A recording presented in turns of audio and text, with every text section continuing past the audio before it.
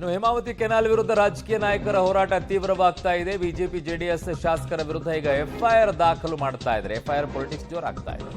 Contract ಪಡೆದ company ಸಿಬ್ಬಂದಿಯ ದೂರಿನ ಮೇರೆಗೆ ಈಗ ಎಫ್ಐಆರ್ ಹಾಕಿದೊಳದು. ಮೊದಲನೇ ಆರೋಪಿ ತುರುವೇಕೆರೆ ಜೆಡಿಎಸ್ ಶಾಸಕ ಕೃಷ್ಣಪ್ಪ ಎಂಟಿ ಅವರ ಮೇಲೆ, ಎರಡನೇ ಆರೋಪಿ ತುಮಕೂರು ಗ್ರಾಮಾಂತರ ಬಿಜೆಪಿ ಶಾಸಕ ಸುರೇಶ್ ಗೌಡ ಮೇಲೆ, ಮೂರನೇ ಆರೋಪಿ ತುಮಕೂರು ನಗರ ಬಿಜೆಪಿ ಶಾಸಕ ಜ್ಯೋತಿ ಗಣೇಶ್ ಹೀಗಿರೋದು. ನಾಲ್ಕನೇ ಆರೋಪಿ ಬಿಜೆಪಿ ಮಾಜಿ ಸಚಿವ ಸೊಗಡು ಶಿವಣ್ಣ ವಿರುದ್ಧ ಈಗ ಎಫ್ಐಆರ್. 34 ಲಕ್ಷ ಮೌಲ್ಯ ಆಸ್ತಿಗಳಿಗೆ ಹಾನಿ ಅಂತ ಎಫ್ಐಆರ್ ಅನ್ನ ದಾಖಲು ಮಾಡಿದ್ದಾರೆ. ಮಾಡಿರೋದಲ್ಲ, ಮಾಡಿಸಿರೋದಿದು. ಹಾಕು ಇವ್ರ ಮೇಲೆ ಎಲ್ಲ ಕೇಸ್ಗಳನ್ನ ಅಂತ ಹೇಳಿ. ಇಟ್ಸ್ ಕ್ಲಿಯರ್ ರೀ, ಮೇಲ್ನೋಟಕ್ಕೆ ಕಾಣಿಸುವಂಥದ್ದು. 4 ಜನ ಯಾಕೋ ಆಗಿದ್ದಾಗ ಅಲ್ಲೆಲ್ಲ ರೈತರಿದ್ರಲ್ಲ, ಅವ್ರ ಮೇಲೆ ಯಾಕೆ ಹಾಕಲಿಲ್ಲ? ಹಾಕಬೇಕಾಗಿತ್ತು. ಇವೆಲ್ಲವೂ ಕೂಡ ಹೇಗೆ ಅಂತಂದರೆ, ನೀನೇನಾದರೂ ಮಾಡು, ನಿನ್ನ ಮೇಲೆ ಕೇಸ್ ಹಾಕಿಸ್ತೀನಿ, ಬಾಯಿ ಮುಚ್ಚಿ ಸಿರಿಸ್ತೀನಿ ಅಂತೇಳಿ. ಇನ್ನೊಂದು ಸರ್ಕಾರ ಬಂದಾಗ ಈ ರೀತಿಯಾಗಿ ನಡೆಯೋದಿಲ್ವಾ? ಆವಾಗಲೂ ನಡೆಯುತ್ತೆ. ಇದು ಅತಿರೇಕಕ್ಕೆ ಹೋಗುವಂಥ ಲಕ್ಷಣಗಳು ಕಾಣಿಸಿಕೊಳ್ತಾ ಇದೆ. ಯಾವ ಅನುಮಾನನೂ ಇಟ್ಕೊಳ್ಳೋಕೆ ಹೋಗ್ಬೇಡಿ. ಅತಿರೇಕಕ್ಕೆ ಹೋಗೋ ಲಕ್ಷಣಗಳಿದೆ. ನೀನೇನಾದರೂ ಮಾಡು, ನಿನ್ನನ್ನು ಕೇಸ್ ಹಾಕಿಸ್ಬಿಟ್ಟು ಬಾಯಿ ಮುಚ್ಚಿಸ್ಬಿಡ್ತೀನಿ.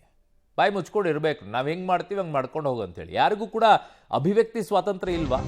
ಸಂವಿಧಾನದ ಬಗ್ಗೆ ಮಾತನಾಡುವಂಥವರು ಯಾಕೆ ಸಂವಿಧಾನದಲ್ಲಿ ಹಕ್ಕುಗಳಿಲ್ವಾ ಹೋರಾಟ ಮಾಡೋದು?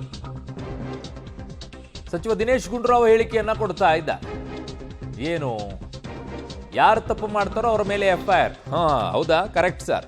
ಸಂವಿಧಾನಬದ್ಧವಾಗಿ ಹೋರಾಟ ಮಾಡೋಕೆ ಅವಕಾಶ ಇಲ್ಲ. ಈಗ ನಾವು ಯಾರನ್ನು ನೋಡಿ ಎಫ್ಐಆರ್ ಹಾಕಲ್ಲ, ಹುಡುಕಿ ಹಾಕ್ತೀರಾ ಅಷ್ಟೇ.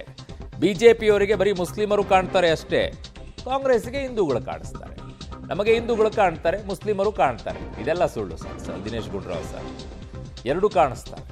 ಅವ್ರು ಹೇಳ್ತಾ ಇರುವಂಥದ್ದು ಕೇಳಿಸ್ಕೊಳ್ಳಿ.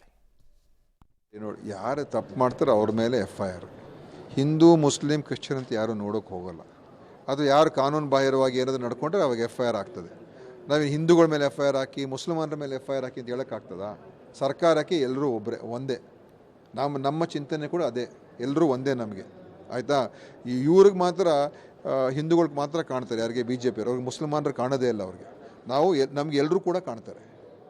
ಯಾಕಂದರೆ ನಾವು ಎಲ್ಲರೂ ಕೂಡ ನೋಡ್ತೀವಿ, ಯಾರನ್ನೂ ಕೂಡ ದ್ವೇಷ ಮಾಡಲ್ಲ. ಅವ್ರಿಗೆ ಮುಸಲ್ಮಾನರು ಅಂತ ಹೇಳಿದ ತಕ್ಷಣ ದ್ವೇಷ, ಏನೋ ಒಂಥರ ಅವ್ರ ಮೇಲೆ ಇವರು ಈ ದೇಶದವ್ರು, ಇವರೆಲ್ಲ ಪಾಕಿಸ್ತಾನದವ್ರು ಅಂತ ಮಾತಾಡ್ತಾರೆ. ನಮ್ಮ ದೇಶದಲ್ಲೇ ಹುಟ್ಟಿ ಸಾವಿರಾರು ವರ್ಷಗಳು ಇಲ್ಲೇ ಇದ್ದು, ಇಲ್ಲೇ ಹುಟ್ಟಿ ಬೆಳೆದು ದೇಶಕ್ಕೋಸ್ಕರ ಎಲ್ಲ ರೀತಿಯ ಹೋರಾಟಗಳ ತ್ಯಾಗ. ಕರೆಕ್ಟ್ ಮಾನ್ಯ ಸಚಿವರೇ, ಅದಕ್ಕೆ ಮೊನ್ನೆ ಹೈಕೋರ್ಟ್ ಕೂಡ ಹೇಳಿತು. ಅದೇ ಹುಬ್ಳಿ ಕೇಸದ್ದು. ಯಾರ ಮೇಲೆ ಪ್ರೀತಿ ಇದೆ ಅಂತ ಗೊತ್ತಾ ಇಲ್ವಾ?